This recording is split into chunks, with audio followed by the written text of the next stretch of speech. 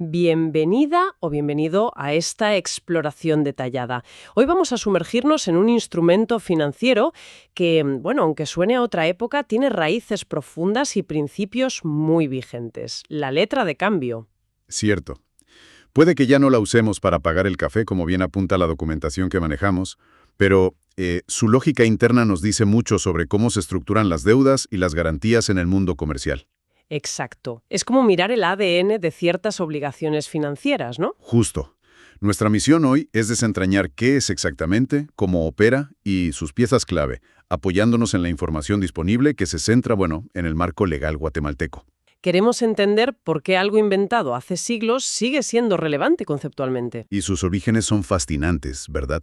La información nos transporta a esas cartas que cruzaban los comerciantes medievales o a los banqueros italianos ingeniándoselas para mover dinero sin llevar sacos de oro. Claro, letra por la misiva, cambio por la transacción monetaria, una solución ingeniosa a un problema logístico y de confianza de la época. Pues eso. Pues entremos en materia. Aunque las tarjetas y las transferencias dominen hoy, comprender esta estructura nos da una base sólida para entender muchas relaciones financieras formales actuales, incluso las digitales. Totalmente de acuerdo. La necesidad de formalizar una orden de pago y asegurar que se cumpla sigue ahí, adaptada pero muy presente. Vayamos al núcleo. Según la información, la letra de cambio es un título de crédito. Simplificando, una persona, el librador, redacta un documento ordenando a otra, el librado o girado, que pague una cantidad específica de dinero en una fecha concreta. ¿Y a quién se paga? Pues a un tercero, conocido como tomador o beneficiario, o a quien tenga legítimamente la letra en su poder en el momento del cobro, si es que ha circulado, claro. Su función principal, como recalca el material, es facilitar el crédito comercial. Permitía diferir pagos, algo esencial para el comercio. Y aquí hay un matiz importante que subrayan los documentos. No es una petición, es una orden incondicional de pago. Debe ser clara, directa y por una suma en moneda de curso legal. Además, se enfatiza que solo puede ser a la orden. ¿Qué implica esto exactamente? A la orden significa que se emite a favor de una persona determinada, pero esa persona puede transferirla a otra mediante un endoso. Es decir, puede pasar el derecho de cobro. Ah, vale. No puede ser al portador, anónima. Siempre hay un nombre asociado, lo cual es clave para la seguridad y para saber quién puede exigir el pago legítimamente. Entendido. Entonces, ¿quiénes son los actores principales en esta obra financiera? Según los documentos. Tenemos al librador, Que es quien crea la letra y da la orden, el origen de todo. ¿correcto? Luego está el librado o girado. Que es a quien se le ordena pagar, la persona que, en teoría, debe el dinero, el que recibe la orden. Y el tomador o beneficiario, que es a favor de quien se emite originalmente, el primer destinatario del derecho al cobro. Eso es. Pero la historia puede complicarse un poco más. Puede aparecer el avalista. El avalista. Sí, una figura que garantiza el pago como un fiador específico para esa letra, dando más seguridad al tenedor. Y claro, está el poseedor actual, que es quien tiene la letra al momento de cobrar. Que puede ser el tomador original o alguien que la recibió por endoso, ¿no? Justo. Y un detalle interesante que se menciona, haciendo referencia a la normativa guatemalteca, es que una misma persona podría jugar varios papeles. ¿Ah, sí? ¿Cómo? Pues el librador podría ser también el beneficiario, por ejemplo, girando la letra a su propia orden. Qué curioso. Esa flexibilidad es interesante, pero supongo que la definición clara de roles es crucial para la seguridad jurídica. Exacto, es fundamental. Ahora, si te parece, veamos qué requisitos formales debe cumplir este documento para ser considerado una letra de cambio válida según la información analizada. Son bastante específicos y, ojo, su ausencia puede invalidarla. Vale. ¿Qué no puede faltar? A ver. Primero, y parece obvio pero es fundamental, debe decir explícitamente letra de cambio en el texto del documento, sin ambigüedades. Vale, que quede claro qué es. Segundo, la fecha y el lugar donde se crea, esenciales para calcular plazos y determinar la ley aplicable. Tercero, el corazón del asunto. La orden incondicional de pagar una suma determinada de dinero. El ejemplo que se da es, deberá pagar 300 quetzales. Tiene que ser una cantidad líquida y sin condiciones. Nada de pagará sí. Entendido. Cuarto, Importantísimo, la forma de vencimiento, es decir, cuándo se debe pagar. Hay varias modalidades que veremos enseguida. vale. Quinto, si va a generar intereses debe indicarse, aunque la documentación aclara, citando la normativa pertinente, que esto solo es posible en letras a la vista o a cierto tiempo vista. O sea, no en las que tienen una fecha fija de pago. Eso es. Sexto, el lugar donde debe realizarse el pago. Si no se indica, se asume que es el domicilio del librado quien debe pagar. Y séptimo, el requisito sin el cual no hay letra. La firma de que la crea el librador. Su firma es la que da vida a la orden. Sin firma, no hay nada.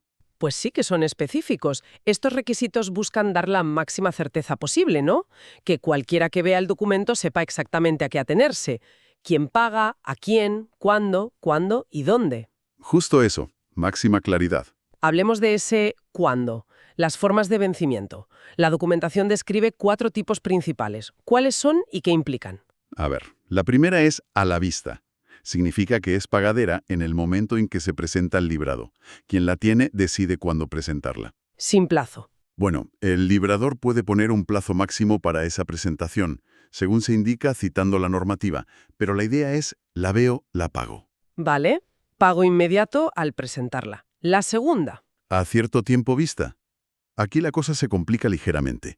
El pago vence un tiempo determinado, por ejemplo, 90 días, después de que la letra haya sido presentada al librado y éste la haya aceptado. Ah, la clave es la aceptación. Exacto. Hasta que el librado no acepta formalmente, el plazo para el pago no empieza a correr. La aceptación es el pistoletazo de salida para el plazo en este caso. Entiendo. ¿Y la tercera forma? A cierto tiempo fecha. Esta es más directa. Vence un tiempo determinado, por ejemplo, 60 días, contado desde la fecha de creación de la letra, que figura en el propio documento. O sea que no depende de cuándo se presente para aceptar, sino de cuándo se hizo la letra. Justo, depende de la fecha de origen. Los artículos 444 a 446 del Código de Comercio guatemalteco parecen regular estos cómputos. Vale. ¿Y la última modalidad? A día fijo. La más sencilla, yo creo. Se establece una fecha concreta en el calendario. Pagadero y 15 de noviembre de 2026, por ejemplo. Sin más cálculos. Pues sí, bastante claro. Estas diferencias son cruciales, ¿no? Determinan cuándo puede el tenedor exigir el pago y qué pasos previos necesita dar, como esa aceptación en las de a cierto tiempo vista. Exactamente. La elección de una u otra forma de vencimiento tiene implicaciones estratégicas para las partes. Ahora profundicemos en esa figura de la aceptación, que ya hemos visto que es clave en algunos casos. Venga, ¿qué es exactamente la aceptación? ¿Cómo se hace? Frente al tenedor. ¿Y cómo consta? Pues, según el material, debe constar en la propia letra. Puede ser con la palabra acepto y la firma. Pero curiosamente, la simple firma del librado en el anverso ya se considera aceptación. ¡Qué práctico! Sí, y debe incluir la fecha, especialmente si el vencimiento depende de ella, como en las de a cierto tiempo vista. Y mencionabas que no siempre es necesaria. Correcto. Es obligatoria para que empiece a contar el plazo en las letras a cierto tiempo vista. Imprescindible ahí. Pero en las otras, a la vista, a cierto tiempo fecha, a día fijo, la aceptación es potestativa. Potestativa. Opcional, vamos, el tenedor puede pedirla para tener más seguridad, para que el librado se comprometa formalmente antes del vencimiento, pero no es un requisito para la validez o el cobro final. Entiendo. Refuerza la posición del tenedor, pero no es indispensable en esos casos. Eso es. ¿Y puede el librado poner condiciones al aceptar? Decir, acepto si me entregan la mercancía, por ejemplo.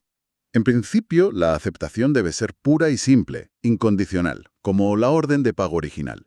Sin embargo, la documentación hace una referencia interesante a la normativa sobre pago parcial. Ah, sí. Sí, esto podría interpretarse como que se puede aceptar pagar solo una parte, aunque la obligación original por el total persiste para reclamar el resto. Es un matiz, ¿eh? Vale. Además, el librador puede incluir una cláusula que prohíba presentar la letra a la aceptación antes de cierta fecha, para controlar un poco los tiempos. Bien. Una vez que llega la fecha de vencimiento y se ha aceptado, si era necesario, ¿qué pasa? El pago. Pues se presenta al pago. La documentación indica que esto debe hacerse el día del vencimiento o en los 2 días hábiles siguientes. Hay un pequeño margen. ¿Y sobre el pago en sí, hay flexibilidad? ¿O es todo o nada? No. El sistema parece contemplar varios escenarios realistas.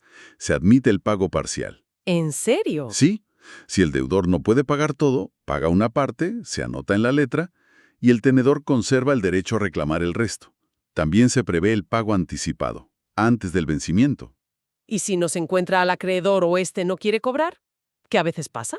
Pues existe el pago por depósito. El deudor puede depositar el dinero en un banco a disposición del acreedor si éste no es localizable o se niega sin causa justificada a recibirlo.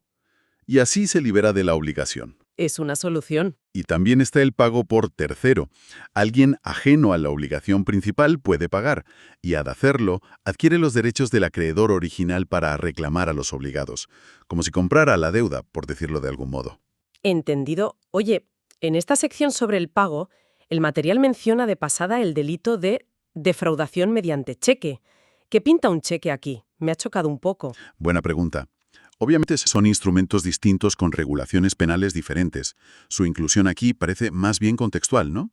¿Una analogía, quizás? Podría ser una forma que usan los autores del material para recordar, por analogía, la seriedad de incumplir una obligación de pago formalizada en un título de crédito. Aunque la figura penal específica del cheque sin fondos no aplique directamente a la letra, el mensaje subyacente es claro.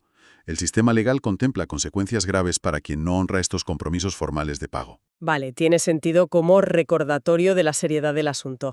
Hemos visto el camino ideal: creación, posible aceptación, vencimiento y pago. Pero, ¿y si no se paga? ¿O si el librado se niega a aceptar cuando era necesario? Ahí es donde entra en escena el protesto. Es un acto formal, normalmente hecho por un notario, que deja constancia oficial de que hubo una falta de aceptación o una falta de pago. Es la prueba fehaciente de que se intentó y no se consiguió. Pero aquí viene la gran sorpresa. Según la información centrada en Guatemala, ¿o me equivoco? No, das en el clavo. Y es un punto muy relevante que destacan los documentos. En el marco legal guatemalteco analizado, la letra de cambio tiene una peculiaridad enorme. Por defecto no necesita protesto para poder iniciar la reclamación judicial. O sea que si no me pagan, puedo ir directamente al juzgado sin necesidad de ese trámite notarial. Así de simple. Por regla general, sí. Según esta información, eso es lo que dice la ley allí. Esto agiliza enormemente la reclamación. Vaya. El protesto en Guatemala, según esta información, solo es obligatorio si el librador al crear la letra añadió específicamente la cláusula con protesto o una similar. Si la letra no dice nada al respecto, se entiende que está dispensada del protesto. Eso es bastante significativo. Simplifica mucho las cosas para el acreedor, la verdad. Sin duda. Podría interpretarse como una opción legislativa que busca un equilibrio diferente, quizás priorizando la celeridad en la resolución de disputas comerciales sobre la exigencia de una formalidad adicional. Es un rasgo distintivo muy interesante del sistema descrito. Ahora, ¿y si la letra sí dice con protesto? ¿Qué implica entonces? Ese sería el caso excepcional. De plazos específicos. 2 días hábiles tras la negativa de aceptación, plazos variables tras la falta de pago según el vencimiento. ¿Y qué se hace? Implica levantar un acta notarial, dejar constancia en la propia letra o en una hoja adherida, avisar a los demás obligados, librador, endosantes, avalistas, y el notario retiene el documento. Es el paso previo indispensable para poder demandar judicialmente en ese escenario específico. Pero recordemos, es la excepción según la información que manejamos. Justo. La regla general parece ser que no hace falta. Bien, creo que tenemos una imagen bastante completa. Hemos desgranado esta herramienta, una orden formal de pago con actores definidos, requisitos estrictos, distintas formas de calcular cuándo pagar. Y un sistema de reclamación en caso de impago que, en el contexto guatemalteco descrito, tiene esa característica notable de no exigir el protesto por defecto. Exacto. Todo el diseño, como se desprende de la documentación, persigue dar seguridad y fluidez a las operaciones comerciales a crédito. Claridad en las obligaciones, en los plazos, en las responsabilidades y en las consecuencias del incumplimiento. Así es. Y como reflexión final, ¿qué nos deja este análisis?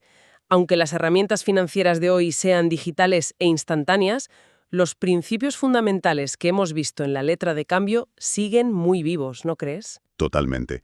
La necesidad de definir claramente quién debe qué, cuándo y cómo, la importancia de las garantías y la existencia de mecanismos formales para resolver disputas, todo eso sigue siendo la base. Precisamente.